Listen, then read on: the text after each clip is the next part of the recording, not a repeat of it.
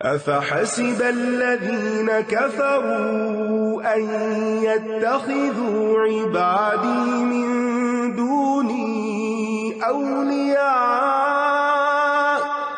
إنا أعتدنا جهنم للكافرين نزلا قل هل ننبئكم بالأخسرين أعمالا الذين ضل سعيهم في الحياة الدنيا وهم يحسبون أنهم يحسنون صنعا أولئك الذين كفروا بآيات ربهم ولقائه فحبطت أعمالهم فلا نقيم لهم يوم القيامة وزنا ذلك جزاؤهم جهنم بما كفروا واتخذوا آياتي ورسلي هزوا إن الذين آمنوا وعملوا الصالحات كانت لهم جنات الفردوس نزلا خالدين فيها لا يبغون عنها حولا قل لو كان البحر مدادا لكلمات ربي لنفد البحر قبل أن تنفد كلمات ربي ولو جئنا بمثله مددا قل إنما أنا بشر مثلكم يوحى إلي أنما إلهكم إله واحد فمن كان يرجو لقاء ربه فليعمل عملا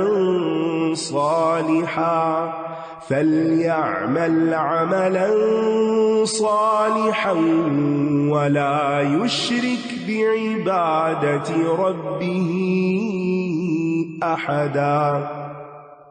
کیا پھر وہ لوگ جنہوں نے کفر اختیار کیا ہے یہ سمجھتے ہیں کہ وہ مجھے چھوڑ کر میرے بندوں کو کارساز بنا لیں گے، یعنی وہ ان کے کام آئیں گے؟ بے شک ہم نے جہنم کو کافروں کے لیے بطور مہمانی تیار کر رکھا ہے، یعنی جہنم تیار ہو چکی ہے۔ آپ کہہ دیجئے کیا ہم تمہیں بتائیں کہ اعمال کے اعتبار سے سب سے زیادہ خسارے میں کون لوگ ہیں؟ یہ وہ لوگ ہیں جن کی تمام کوششیں دنیا کی زندگی میں گم ہو گئیں اور وہ سمجھتے رہے کہ وہ بہت اچھے کام کر رہے ہیں۔ تو کچھ لوگ عمل کے اعتبار سے بڑے خسارے میں ہیں لیکن وہ اس کو سمجھتے ہی نہیں، وہ سمجھتے ہیں وہ سب بہت اچھا کریں، ان سے اچھا کوئی ہے ہی نہیں۔ تو کس بنیاد پر خسارہ ہوتا ہے؟ سب سے پہلے تو عقیدے کی بنیاد پر، اگر عقیدہ درست نہ ہو، اگر عقیدہ درست ہو اور اخلاص نہ ہو تب بھی خسارہ ہوتا ہے، اور اگر عقیدہ بھی صحیح ہے، اخلاص بھی ہے لیکن سنت کے مطابق کام نہیں، تب بھی خسارہ ہے۔ تو یہ تین چیزیں خسارے سے بچاتی ہیں انسان کو۔ انسان جو بھی عمل کرے کتنا بھی اچھا لیکن اس پر پھولے نہیں، غرور نہ کرے، فکر اس بات کی کرے کہ کیا اللہ تعالیٰ کو یہ پسند آ گیا میرا کام۔ جسے آپ دنیا میں کسی کو خوش کرنے کے لیے کچھ پکاتے ہیں، اس کو کچھ بنا کے دیتے ہیں، تو پھر آپ کی سب سے بڑی فکر کیا ہوتی ہے کہ اس کو پسند آیا کہ نہیں، اسے پسند آ جائے۔ ہر روز گھر والوں کے لیے بھی ایسے ہوتا ہے نا، اللہ کرے انہیں پسند آ جائے جو پکایا میں نے۔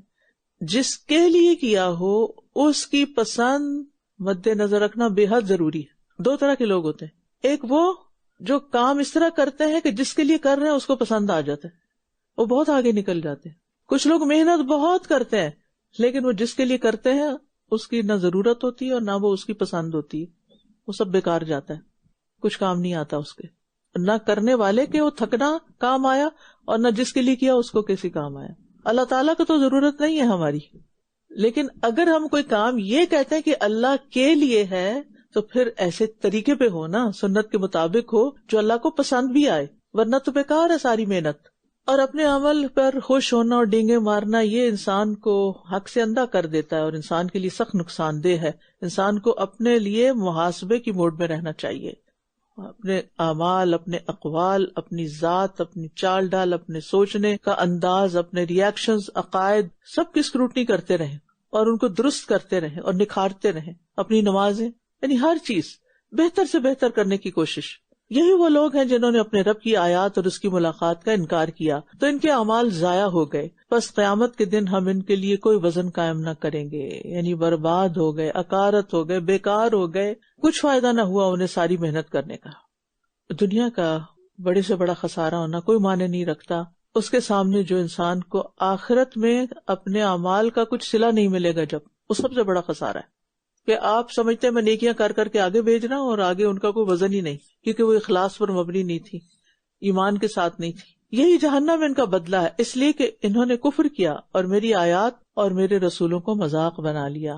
بے شک جو لوگ ایمان لائے اور انہوں نے نیک عمل کیے ان کے لیے فردوس کے باغات بطور مہمانی ہوں گے، وہ ان میں ہمیشہ رہنے والے ہیں، وہ کہیں اور منتقل نہ ہونا چاہیں گے، وہ جنت سے نکلنا نہیں چاہیں گے. جنت میں ہر شخص اپنے مقام سے راضی ہوگا، اس پر خوش ہوگا. دنیا میں تو ہم اپنے گھر سے کیوں خوش نہیں ہوتے؟ کیونکہ ہمیں اپنے سے زیادہ کسی اور کا گھر اچھا لگ رہا ہوتا ہے. لیکن وہاں ایسا نہیں ہوگا، وہاں جس کو جو ملے گا وہ اس پہ مطمئن ہوگا کہ بہت اچھا ملا، تو اللہ سے بہت راضی ہوگا. لیکن یہ راضی ہونے والے بھی نا وہ ہوں گے جو دنیا میں راضی رہتے ہیں اللہ کی تقسیم پر. اگر یہاں نہیں نہ سیکھا آپ نے راضی ہونا تو کل وہاں پھر داخلہ مشکل ہے. آپ راضی نہیں اللہ سے، نہ اللہ کی تقسیم پہ راضی ہیں، نہ اس کی تقدیر پہ راضی ہیں، نہ اس کے فیصلوں پہ راضی ہیں، کسی وقت کسی بات پہ راضی نہیں ہے، نہ اللہ سے راضی نہ بندوں سے راضی، ہر ایک سے شکایت ہے. تو سوچئے کہ اس ناشکری کے ساتھ پھر اللہ کے سامنے کیسے جا کے کھڑے ہوں گے اور کیا انعام پائیں گے. اور جنت کی جو ڈیکوریشن ہوگی، جو اس کی خوبصورتی ہوگی، اس کو کوئی تبدیلی نہیں کرنا چاہیں گے. دنیا میں تو کیا ہوتا ہے، یہ کرٹن ٹھیک نہیں لگ رہی، ان کو چینج کرو، یہ کارپیٹ چینج کر دو، فلانا فلانا چینج کرتے رہتے ہیں. لیکن وہاں کوئی چینج نہیں کرنا چاہے گا. لا یبغون عنہا حولا، نہ اس سے اور نہ اس میں. آپ کہہ دیجئے اگر میرے رب کے کلمات لکھنے کے لیے سمندر روشنائی بن جائے تو یقیناً سمندر ختم ہو جائے گا اس سے پہلے کہ میرے رب کے کلمات ختم ہوں. اور اگرچہ ہم اس کی مانند اور بھی سمندر اس کی مدد کے لیے لے آئیں. اللہ کے کلمات انلمیٹڈ، ہمیں کتنے کلمات آتے ہیں اس کے سکھائے ہوئے. آپ کہہ دیجئے بے شک میں تو تم جیسا ہی ایک انسان ہوں، میری طرف وحی کی جاتی ہے کہ تمہارا معبود صرف ایک ہی معبود ہے. تو جو کوئی بھی اپنے رب سے ملاقات کی امید رکھتا ہو اسے چاہیے کہ وہ نیک عمل کرے اور اپنے رب کی عبادت میں کسی اور کو شریک نہ کرے. تو رب سے ملاقات کی تیاری کر لیں کیونکہ جلد یا بدیر ہونی ہی ہونی ہے. اور یہ ہماری زندگی کا ایک مقصد ہونا چاہیے کہ میں دنیا میں اللہ سے ملنے کی تیاری کر رہی ہوں، جو بھی کام کر رہی ہوں میں اپنا اخلاق اچھا کیوں بناؤں. آپ جب دنیا میں کسی انسان سے ملنے کے لیے جاتے ہیں کوئی تیاری کرتے ہیں، یہاں آنے کے لیے تیاری کرتے ہیں، تو آگے جانے کے لیے بھی تو تیاری ہونی چاہیے نا. اور اللہ سے ملاقات کے لیے بھی تیاری ہونی چاہیے. اور اس کے لیے اچھے کپڑے تو نہیں چاہیے کیونکہ وہ تو عمل کا ہی لباس چاہیے، وہاں پر اچھا اخلاق چاہیے. اور اللہ سے ملاقات میں نا اس کا دیدار بھی شامل ہے. وَأَسْأَلُكَ لَذَّةَ النَّظَرِ إِلَىٰ وَجْهِكَ. اور اس میں آپ دیکھیے کہ رسول اللہ صلی اللہ علیہ وسلم کو کس طرح تواضع سکھایا گیا کہ آپ مخلوق پہ فخر نہ کریں. آپ کیا کہیں لوگوں کو، میں آپ جیسا ہی ایک انسان ہوں، بس یہ کہ مجھ پر وحی ہے. ٹھیک ہے، جب آپ لوگوں کو دین کی دعوت دینے جائیں گے تو کیا کہیں گے، ہم آپ جیسے ہی ہیں، بس یہ کہ الحمدللہ اللہ نے مجھے قرآن کا علم دیا جو میں آپ کے ساتھ شیئر کرنے آئی ہوں. That's it. ہیوملٹی ہے، یہی بتانا چاہ رہی کہ دین کے مبلغ کے اندر عاجزی انکساری ہیوملٹی ہوتی. وہ کچھ پڑھ کے کچھ بن نہیں جاتا، وہ لوگوں کے ساتھ اس طرح معاملہ کرتا ہے جیسے وہ انہی میں سے ایک ہو.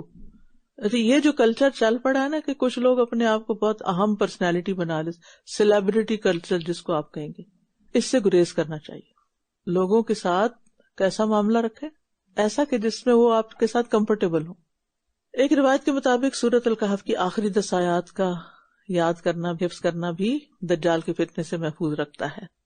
استاذہ، جو ذوالقرنین کی سٹوری تھی جس میں ان کو زبان سمجھ نہیں آئی، تو مجھے بڑی ایک امیزنگ بات سمجھ آئی یہاں سے کہ کبھی کبھی ہمیں بھی لوگوں کی بات سمجھ نہیں آ رہی ہوتی یا ان کو ہماری بات سمجھ نہیں آ رہی ہوتی، کیونکہ کبھی کبھی انڈیویجول ڈفرینسز ہوتے ہیں.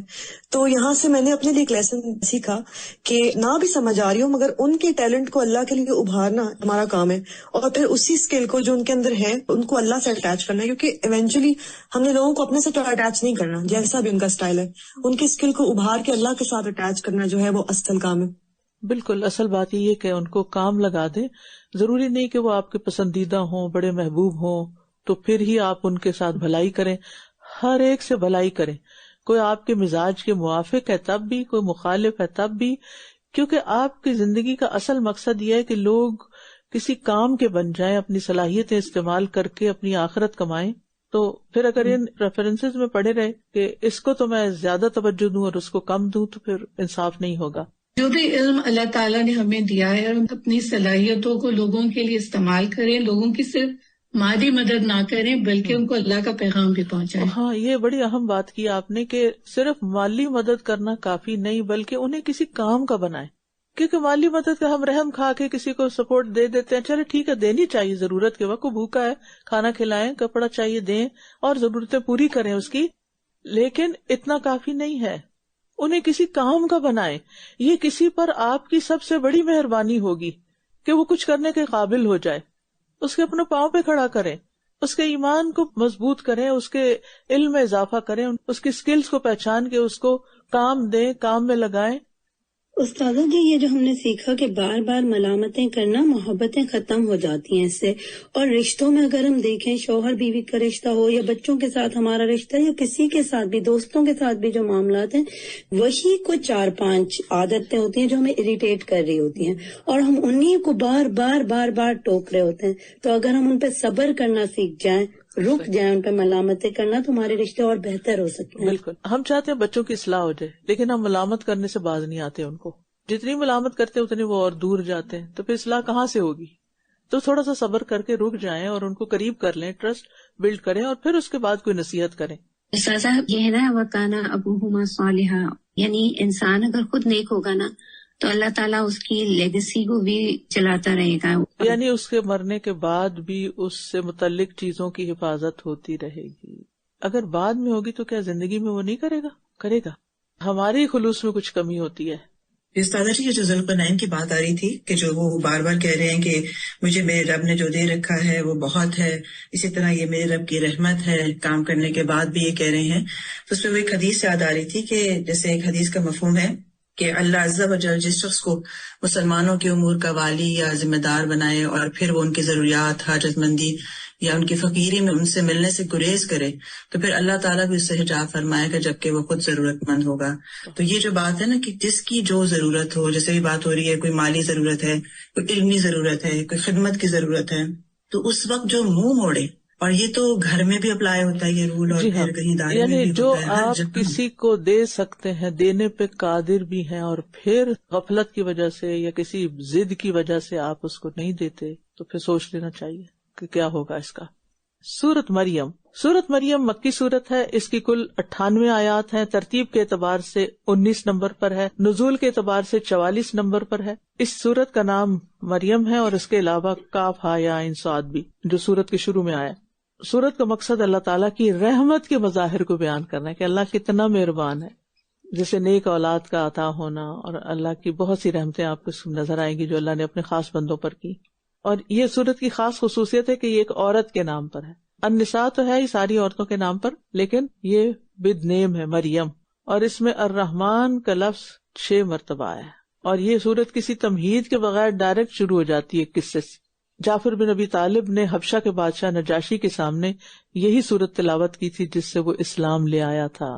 تو آپ اپنے کرسچن فرینڈز کو یہ سورت لازمی سنائیں، پڑھائیں، دیں. اس سے پتہ چلتا ہے کہ ہمارے دین کے اندر کتنی خوبصورتی اور وسعت ہے اور کیسے کیسے سوالوں کے جواب وہ دیتا ہے. بسم اللہ الرحمن الرحیم. کافہا یا عین صاد. ذکر رحمت ربک عبدہ زکریا اذ نادى ربه نداء خفيا قال رب إني وهن العظم مني واشتعل الرأس شيبا ولم أكن بدعائك رب شقيا وإني خفت الموالي من ورائي وكانت امرأتي عاقرا هب لي من لدنك وليا يرثني ويرث من آل يعقوب واجعله رب رضيا يا زكريا إنا نبشرك بغلام اسمه يحيى لم نجعل له من قبل سميا قال رب أنى يكون لي غلام وكانت امرأتي عاقرا وقد بلغت من الكبر عتيا قال كذلك قال ربك هو علي هين وقد خلقتك من قبل ولم تك شيئا قال رب اجعل لي آية قال آيتك ألا تكلم الناس 3 ليال سويا فخرج على قومه من المحراب فأوحى إليهم أن سبحوا بكرة وعشيا يا يحيى خذ الكتاب بقوة وآتيناه الحكم صبيا وحنانا من لدنا وزكاة وكان تقيا وبرا بوالديه ولم يكن جبارا عصيا وسلام عليه يوم ولد ويوم يموت ويوم يبعث حيا. کاف ہا یا عین صاد. یہ ذکر ہے آپ کے رب کی رحمت کا اپنے بندے زکریا پر، یعنی رب کی مہربانی، شفقت، عنایت، رحمت دین و دنیا کی ساری بھلائیاں لاتی ہے. اللہ کی رحمت بڑی ہی وسیع ہے. کتب ربکم علی نفسہ الرحمہ ربکم ذو رحمت واسعہ ورحمتی وسعت کل شیء وربک الغفور ذو الرحمہ ربنا وسعت کل شیء رحمتا وعلما سبقت رحمتی غضبی. اللہ کی رحمت بہت عام ہے، بہت زیادہ ہے، اس لیے کبھی بھی مایوس نہیں ہونا چاہیے، نا امید نہیں ہونا چاہیے، دعائیں کرتے رہنا چاہیے، اس کو پکارتے رہنا چاہیے. جب اس نے اپنے رب کو نہایت آہستہ آواز سے پکارا اور رب نے آہستہ بھی آواز سن لی، اس نے کہا اے میرے رب بے شک میری ہڈیاں کمزور ہو گئی ہیں. اپنی عاجزی کا اظہار کر رہے ہیں، دعا کا ڈھنگ سکھایا جا رہا ہے. کچھ لوگ ہوتے ہیں ایسے دعا کرتے ہیں جیسے کوئی آرڈر کر رہے ہیں، یہ طریقہ ٹھیک نہیں. ہمبل ہو کے دعا کریں، آواز میں بھی عاجزی لائیں، انداز میں بھی عاجزی لائیں. اور میرا سر بڑھاپے سے بھڑک اٹھا ہے، اپنی مسکینی، اپنی حالت، اپنی تکلیف اس کا ذکر الفاظ میں بھی کریں. اور اے میرے رب میں تجھ سے دعا مانگ کر کبھی نامراد نہیں ہوا. اپنے یقین اور اپنے ایمان اور امید اس کا بھی ذکر کریں. اور یہ بھی اللہ کی توفیق سے ہوتا ہے. جب اللہ رحمت کا ارادہ کر لیتا ہے نا تو بندے کو الفاظ بھی سجھا دیتا ہے، انداز بھی سکھا دیتا ہے کہ مانگو کیسے. لیکن ہمیں ہر حال میں مانگتے ہی رہنا چاہیے، آہستہ آہستہ، چپکے چپکے، اونچی آواز میں بھی، دل ہی دل میں بھی. اپنا ہر دکھ، اپنا ہر غم، اپنی ہر ضرورت اللہ کے سامنے رکھیں. آپ دنیاوی اعتبار سے کتنے بھی مضبوط ہو، کتنا بھی بڑا آپ کا مقام ہو، لیکن آپ اللہ کے سامنے اپنے آپ کو بہت کمزور سمجھیں. انسان کی ساری قوت، عزت اللہ کے آگے جھکنے میں ہے، اور دعا ہی انسان کے لیے سعادت مندی کے دروازے کھول دیتی ہے. اور آہستہ آواز میں دعا کرنے کا مطلب یہ کہ آپ وسپر کس کے ساتھ کرتے ہیں، چپکے چپکے باتیں کس سے کرتے ہیں، جس سے آپ بہت کلوز ہوتے ہیں، ٹھیک ہے نا. اور پھر آپ کو چپکے چپکے باتیں کرنے کے لیے قریب ہونا پڑتا ہے نا انسانوں کے. تو آپ ایسے جب چپکے چپکے اللہ سے باتیں کرتے ہیں تو آپ قرب محسوس کریں گے، کیونکہ وہ ایک کیفیت ایسی ہوتی ہے. اور پھر یہ ہے کہ اللہ کی رحمت سے کبھی مایوس نہ ہو، مانگتے رہے مانگتے رہے مانگتے رہے. اور بے شک مجھے اپنے پیچھے وارثوں کا ڈر ہے، اور میری بیوی بانجھ ہے، بس تو مجھے اپنے پاس سے ایک وارث عطا کر دے. میرے پاس وسائل ذرائع نہیں ہے، آپ اپنے پاس سے دے دیں. میں اس قابل نہیں، پھر بھی آپ دے دیں. کیسا یقین تھا. اور کس لیے مانگ رہے ہیں یہ بھی ذرا دیکھیں. ہماری دعائیں کس لیے ہوتی ہیں؟ صرف اپنی ذاتی ضرورت کے لیے. وہ دین کی ترقی کے لیے مانگ رہے ہیں، جو میرا وارث ہو اور آل یعقوب کا بھی، اور اے میرے رب تو اسے پسندیدہ بنا لے. صرف بیٹا نہیں مانگا، پسندیدہ بیٹا مانگا جو اللہ کا پسندیدہ ہو. یعنی انبیاء کی سب سے بڑی خواہش کیا ہوتی ہے کہ اللہ ایسی اولاد دے جس کے قول و فعل سے تو راضی ہو، اور جب اللہ راضی ہوتا ہے نا تو پھر دعاؤں کی توفیق بھی ہو جاتی ہے. اور پھر یہ نیک لوگوں کا طریقہ بھی ہے کہ دنیا سے جانے سے پہلے وہ اپنے پیچھے والوں کی بھی فکر کرتے ہیں. کس لحاظ سے؟ ان کے دین کے لحاظ سے. ہم سب بحیثیت والدین اپنے بعد کس کی فکر لے کے جا رہے ہیں؟ اولاد کی. ہماری اولاد کا کیا ہوگا؟ ابھی ان کا گھر کوئی نہیں، ان کی جاب نہیں ہے، ان کے بچے چھوٹے ہیں، کیا بنے گا؟ ایک خاتون ابھی اپنے بیٹے کی شادی کرنے والی تھی کہ انہوں نے اتنا کچھ آگے کی پریشانیاں سوچ لی اور غم میں ڈوب گئی. جو چیز ابھی ہوئی نہیں اس کے بارے میں آپ کیوں فکر مند ہیں؟ اور یہ شیطان کا حملہ ہوتا ہے، ہمیں وہ باتیں سجھاتا ہے جن کا حقیقت سے کوئی تعلق بھی نہیں ہوتا. بعض اوقات آپ سوچیں آپ اپنے بعد کس کو جانشین چھوڑ کر جا رہی. چلے دنیا سے تو ابھی اللہ آپ کو لمبی زندگی دے، جب آپ کا یہ کورس ختم ہوگا تو آپ اپنی سیٹ پہ کس کو بٹھا کے جائیں گی؟ اتنا ہی کر لیں، یعنی اپنا کوئی جانشین چھوڑ کے جائیں جو آپ کی وجہ سے آئے، آپ اس کو لے کر آئیں اور وہ آپ کے لیے صدقہ جاریہ بن جائے. کم از کم ایک، زیادہ بھی ہو سکتے، اور اس کے لیے آپ ابھی سے ایفرٹ بھی کریں گے اور دعا بھی کریں گے. تعلیم القرآن وارث بنائیں. اور بعض اوقات اپنی اولاد اس رستے پہ نہیں آتی، یہ اولاد ہے ہی نہیں، تو پھر اتنی اللہ کی مخلوق ہے نا، کسی اور کو لے آئیں. یعنی ہماری تمنا کیا ہونی چاہیے؟ ہمارے مرنے کے بعد ہمارے نیک اعمال کا راستہ بند نہ ہو، یہ چیپٹر کلوز نہ ہو، یہ جاری رہے. لہٰذا زندگی میں مال ایسی جگہ لگائیں جو کل کام آئے. زندگی میں اولاد یا اولاد کی جگہ کوئی اور لوگ ایسے کام میں لگائیں جو کل آپ کے لیے صدقہ جاریہ بنے. اے زکریا ہم تجھے ایک لڑکے کی خوشخبری دیتے. اللہ نے سن لی، سبحان اللہ، انیوژل، جس کا نام یحییٰ ہوگا. نام بھی رکھ دیا. ہم نے اس سے پہلے اس کا کوئی ہم نام نہیں بنایا، دنیا میں پہلا نام ہے یہ. اللہ جب دیتا ہے نا تو ہمارے مانگنے سے بھی زیادہ اچھا دیتا ہے، وہ خاص انعام ہوتا ہے اس کا. 5 لوگ ایسے ہیں جن کے نام اللہ نے ان کی پیدائش سے پہلے بتا دیے. یاتی من بعد اسمہ احمد، نبی صلی اللہ علیہ وسلم کا نام. نبشرک بغلام اسمہ یحییٰ، یبشرک بکلمۃ منہ اسمہ المسیح عیسی ابن مریم ومن برائے اسحاق و یعقوب. یہ ابھی پیدا نہیں ہوئے تھے تو ان کے نام اللہ نے رکھ دیے، پہلے سے بتا دیے کہ یہ لوگ آئیں گے دنیا میں، اللہ جو چاہے کرے. اور ہم لوگوں کا تو حال یہ ہے، بچہ پیدا بھی ہو جاتا ہے، بعض اوقات بڑا بھی ہو جاتا ہے اور نام نہیں سلیکٹ ہوتا. دادا کچھ چاہتے ہیں، دادی کچھ اور چاہتی ہیں، اور وہ بچہ بےچارا جھگڑے کا نمونہ بنا رہتا ہے، گڈا بلا ہی رہتا ہے پھر. تو اس بشارت میں 3 خوشخبریاں تھیں. دعا کی قبولیت جو ایک کرامت تھی، بیٹے کا عطا کیا جانا جو ایک قوت تھی، اور نام جو ایک منفرد شرف تھا، آنر. اس نے کہا میرے رب میرے ہاں لڑکا کیسے ہوگا جبکہ میری بیوی بانجھ ہے اور میں بڑھاپے کے انتہائی درجے کو پہنچ چکا ہوں. یہ اعتراض نہیں تھا، خود ہی تو مانگا تھا. کیونکہ جو چیز انہونی ہوتی ہے انسان کو یقین نہیں آتا کہ ہو گئی، یہ کیسے ہو گیا.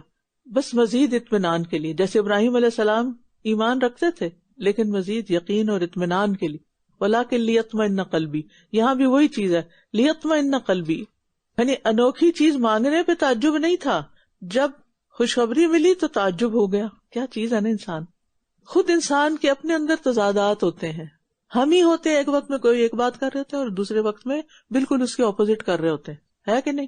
دل بھی تبدیل ہوتے رہتے، سوچیں بھی بدلتی رہتی ہیں. انسان ایوالو ہوتا رہتا ہے، اپنی کئی بات کو غلط کہہ دیتا ہے، اور اس میں کوئی حرج کی بات نہیں، اور اس پہ دوسروں کو تانے بھی نہیں دینے چاہیے. کل تو تم یہ کہہ رہی تھی. اور کسی بات کو حتمی بھی نہیں سمجھنا چاہیے. بعض اوقات کوئی آ کے آپ کو ایسی پریشان کن خبر سناتا ہے نا، بالکل پریشان نہ ہو، یہ بدل بھی سکتا ہے، یہ ختم بھی ہو جائے گا، کوئی بات نہیں. ہم کیا کرتے ہیں، ادھر سنی پھر آگے پھیلانی بھی شروع کر دی. وہ جو نہیں بھی ہونا تھا نا، وہ سب کے کہنے سے اور باتیں کرنے سے شہر کا قصہ بننے سے ہو گیا. فرمایا اسی طرح تیرے رب نے فرمایا یہ مجھ پر بہت آسان ہے، اور میں نے اس سے پہلے تجھے پیدا کیا جبکہ تو کچھ بھی نہ تھا. تجھے پیدا کیا جب تو کچھ نہ تھا، تو اب کیا ہے؟ اللہ کے لیے کچھ مشکل نہیں. لہذا ہم ہر ضرورت میں اپنے دل کو مسبب الاسباب کی طرف پھیر لیں. صرف اسباب کو نہ دیکھیں کہ اسباب کوئی نہیں ہے، وہ بن جائیں گے، وہ اللہ نے بنانے ہیں نا. اس نے کہا اے میرے رب میرے لیے کوئی نشانی مقرر فرما دے. فرمایا تیری نشانی یہ ہے کہ تو تندرست ہونے کے باوجود 3 راتوں تک لوگوں سے بات نہ کر سکے گا. خاموشی کی بھی بڑی طاقت ہوتی ہے، اور یہاں خاموشی ایک عجیب نشانی کے طور پہ بتائی جا رہی اس سے پتہ چلتا ہے کہ خاموشی بڑی ویلیوبل چیز ہے. ہر وقت بولنا نہیں چاہیے، بولنے میں بڑی توانائی لگتی ہے اور بعض اوقات دوسروں کے کانوں پہ بڑا بوجھ پڑتا ہے. لیکن ہمیں خاموش رہنے کا فن نہیں آتا کہ کہاں خاموش رہنا ہے، کہاں بات کرنی ہے، کب خاموش رہنا ہے، کب بولنا ہے. تو کب خاموش رہنا ہے؟ جب آپ غصے میں ہو، جب آپ کے پاس کوئی دلیل نہ ہو، جب آپ نے کسی چیز کی تحقیق نہ کی ہو، جب آپ کے پاس ووکیبلری نہ ہو، جب ابھی آپ کے پاس سیکھنے کا وقت ہو، جب آپ کو کوئی جھوٹی بات مذاق کے طور پہ سوجھ رہی ہو، یا کوئی گناہ کی بات کرنے والے ہوں، یا ایسی بات جو آپ کے لیے شرمندگی کا باعث بنے، یا ایسی جگہ بات کرنا جہاں آپ کو مس انڈرسٹینڈ کیا جائے، غلط مفہوم لیا جائے، وہاں بھی خاموش رہیں. جہاں لوگ اپنے کسی کام میں مشغول ہیں اور ابھی آپ کی بات نہیں سننا چاہتے تو باتیں مت گوائیں. ہر جگہ نہیں بولیں. وہاں چپ رہیں جہاں کسی کی بے عزتی ہوتی ہو. وہاں چپ رہیں جہاں تعلق، رشتہ، دوستی ٹوٹنے کا اندیشہ ہو. جب آپ بلا وجہ کسی پہ تنقید کرنے لگے، جب بول کے پچھتانا پڑے، جب ایک بات کئی بار کہہ چکے ہوں، اب نہیں کوئی سنتا تو پھر چپ رہیں. جب کسی کی خوشامد کو دل چاہ رہا ہو، جب آپ کے الفاظ کسی کے لیے ناگواری کا باعث ہو تو چپ رہی. یاد رہیں گی بات؟ اگر یہ مجھے بھی اور آپ کو یاد نہیں تو ہماری زندگی بڑی خوشگوار ہو جائے. یہ سب کچھ میں نے اپنے پاس سے نہیں کہا، میں نے کہیں پڑھا تھا، ٹھیک ہے؟ تو کہیں میرے نام سے منسوب نہ کریں. بس وہ عبادت گاہ سے نکل کر اپنی قوم کے پاس آیا، پھر ان کی طرف اشارہ کیا کہ صبح و شام اللہ کی تسبیح کرو. لوگوں کو تسبیح کا حکم دیا. نبی صلی اللہ علیہ وسلم نے جب مکہ فتح کر لیا تھا تو کیا حکم ہوتا؟ فسبح بحمد ربک. جب کوئی زندگی میں اہم کام ہو جائے نا، کوئی بڑی بات ہو جائے جو ان یوزول ہو، تو کثرت سے اللہ کی تسبیح کریں. تسبیح شکر ادا کرنے کا ایک طریقہ جو یہاں سے پتہ چل رہا ہے. شکر گزاری کے کئی طریقے ہوتے ہیں، ذکر سے بھی ہوتا ہے، روزے سے بھی ہوتا ہے، نماز سے، صدقہ سے، سجدہ شکر.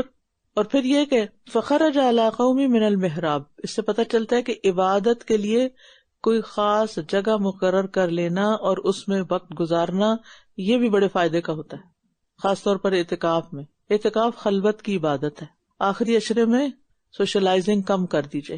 اے یحییٰ، کتاب کو مضبوطی سے پکڑ لو، اور ہم نے اسے بچپن ہی سے حکمت عطا کی تھی.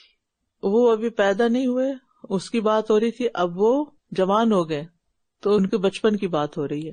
بیچ کا سارا گیپ ہے، کیونکہ قرآن صرف وہ بات بتاتا ہے جو امپورٹنٹ ہو. اور جب اللہ خاص لوگ پیدا کرتا ہے نا تو ان سے پھر خاص کام بھی لیتا ہے. تو بہرحال یہاں پر یہ جو ہے نا، یا یحییٰ خذ الکتاب بقوہ، یہ صرف ان کے لیے حکم ہے یا ہمارے لیے بھی؟ تو ہمیں بھی قرآن کے پڑھنے پڑھانے کو ہلکا نہیں سمجھنا چاہیے. قوت سے مطلب یہ نہیں کہ وہ زور سے پکڑ لو، یعنی اپنی ساری انرجیز لگاؤ اس میں، اس کو سمجھنے کے لیے، کیونکہ اسی سے عزت ملے گی. اور اپنے پاس سے نرم دلی اور پاکیزگی عطا کی، اور وہ نہایت پرہیزگار تھا. اللہ اکبر! نرمی، پاکیزگی، پرہیزگاری، کیا خوبصورت کوالٹیز ہیں جن کی اللہ تعریف فرما رہے ہیں.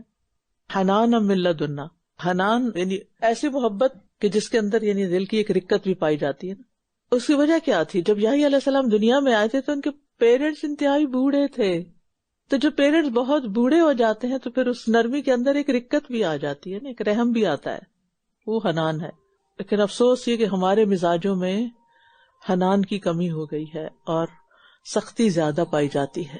اور وہ اپنے والدین کے ساتھ نیک سلوک کرنے والا تھا اور سرکش نافرمان نہ تھا، والدین کے ساتھ اچھا کرنے والا. یہ جو خوبیاں یہاں بتائی گئی ہیں نا، یہ اللہ تعالیٰ کی پسندیدہ خوبیاں ہیں جو ہمیں اپنے اندر پیدا کرنی چاہیے. جو والدین کا نیک اور فرما بردار شخص ہوتا ہے اس کو بری موت نہیں آتی.